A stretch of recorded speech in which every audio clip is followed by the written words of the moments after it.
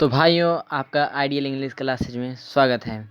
तो कल हमने आपको प्रेजेंट कंटिन्यूअस टेंस के बारे में बताया था और आज हम आपको प्रेजेंट परफेक्ट टेंस के बारे में बताने जा रहे हैं।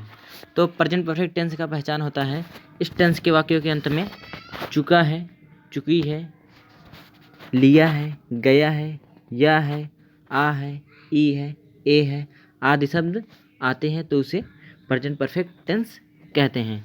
इस टेंस का हेल्पिंग वर्ब हैज और हैव है। तो इसका अब रूल जान लीजिए।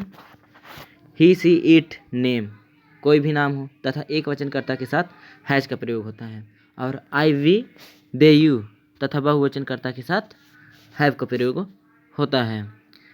और वर्ब का इसमें थर्ड फॉर्म लगता है, इसमें वर्ब का थर्ड फॉर्म लगता है।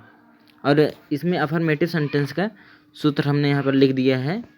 तो इसका सूत्र क्या है? सब्जेक्ट प्लस हैज एबलिंग हैव प्लस वर्ब के third form plus object plus other word है।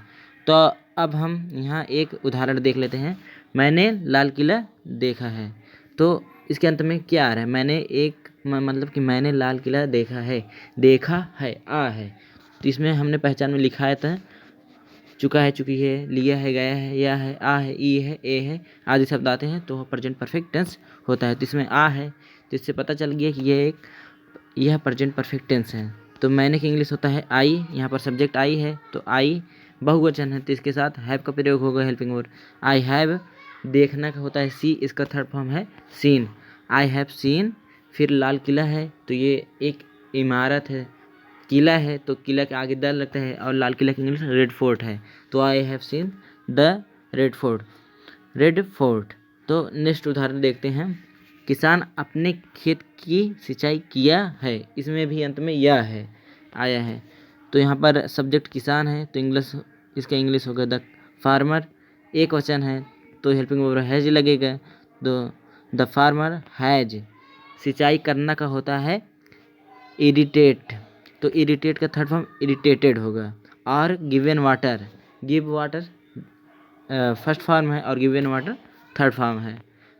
मतलब कि चाहे इरिटेटेड लिखो चाहे गिवन वाटर लिखो, इरिगेटेड और गिवन वाटर। अपने खेत का होगा किसान है तो किसान एक वचन है, एक वचन के लिए अपना इंग्लिश हिज होता है, और खेत का होगा field.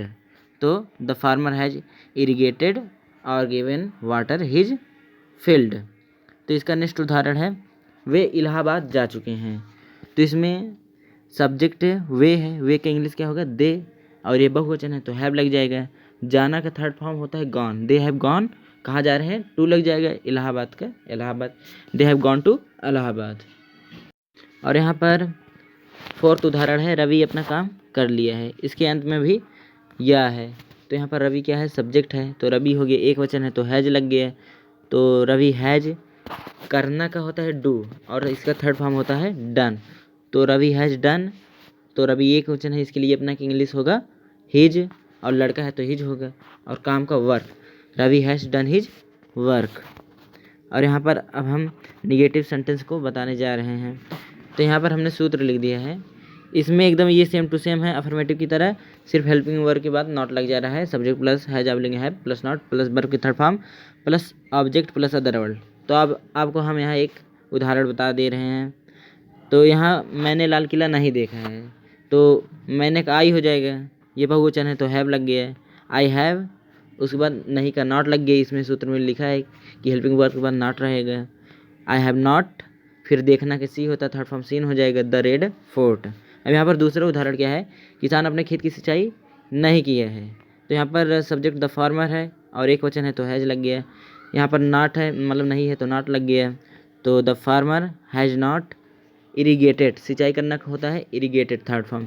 The farmer has not irrigated, तो यहाँ पर किसान एक वचन है तो उसकी इंग्लिश अपने के लिए हिज हो जाएगा और खेत का फील्ड होएगा। तो the farmer has not irrigated his field. तो यहाँ पर हम इंट्रोगेटिव सेंटेंस देख लेते हैं। तो इसका सूत्र हमने यहाँ पर लिख दिया है। इसका सूत्र क्या है? तो यहाँ पर जैसे आता है क्या फर्स्ट टाइप में हमने आपको प्रेजेंट इंडेफिनिट में इसका परिभाषा सब लिखा दिया था। तो ये क्या से शुरू होने वाले वाक्य होते हैं फर्स्ट टाइप में। तो क्या की अंग्रेजी जब शुरुआत में आ जाए तो उसकी अंग्रेजी नहीं लिखते हैं, बल्कि सब्जेक्ट के अनुसार सहायक क्रिया लिख देते हैं। तो इसमें हैज या हैव है, हैज या हैज ऑब्लिंग हैव हो गया, प्लस सब्जेक्ट हो गया, प्लस नॉट। अगर नहीं है तभी, अगर वाक्य में नहीं है तभी नॉट लगाना है, वरना नहीं लगाना है। उसके बाद वर्ब का third form plus object plus other word plus question mark. तो यहाँ पर उदाहरण है, क्या चपरासी घंटी बजा दिया है। तो इसके अंत में यह है, इसे पता चल जा रहा है कि प्रेजेंट परफेक्ट टेंस है। तो चपरासी एक वचन है, तो इसका इंग्लिश होगा द प्यून, और एक वचन के लिए हेल्पिंग वर्ब क्या लग जाएगा आगे, हैज लग जाएगा। तो हैज द प्यून, बजाना होता है रिंग, थर्ड फॉर्म हो जाएगा रंग। तो has the peon rung the bell, घंटी का होगा the bell plus question mark लगा देंगे। तो has the peon rung the bell. तो यहाँ दूसरा उदाहरण है, क्या सभी लड़के प्रार्थना में नहीं खड़े हो चुके हैं। तो सभी लड़के, ऑल द बॉयज, ये क्या है, बहुवचन है। तो बहुवचन के लिए हेल्पिंग वर्ब लगता है हैव। तो हैव ऑल द बॉयज, यहाँ पर वाक्य में नहीं है तो नहीं के लिए नॉट लगा देंगे। तो have all the boys not, खड़ा होने का स्टैंड होता है थर्ड फॉर्म स्टूड। तो have all the boys not stood in the prayer. तो यहाँ आपको हम प्रेजेंट परफेक्ट टेंस का इंट्रोगेटिव का सेकंड टाइप पढ़ाने जा रहे हैं। सेकंड टाइप में प्रश्नवाचक वाक्य के बीच में आते हैं, कब कहाँ क्यों कैसे, ये हमने आपको बता दिया था पहले ही। तो इसका सूत्र है, इसका सूत्र सेम टू सेम है, बस आगे क्वेश्चन वर्ड जुड़ जा रहा है, उसका इंग्लिश लिख देना है और कुछ नहीं। तो इसका सूत्र हम बता दे रहे हैं, क्वेश्चन वर्ड प्लस हैज ऑब्लिंग have plus subject plus not plus verb का third form plus object plus other word.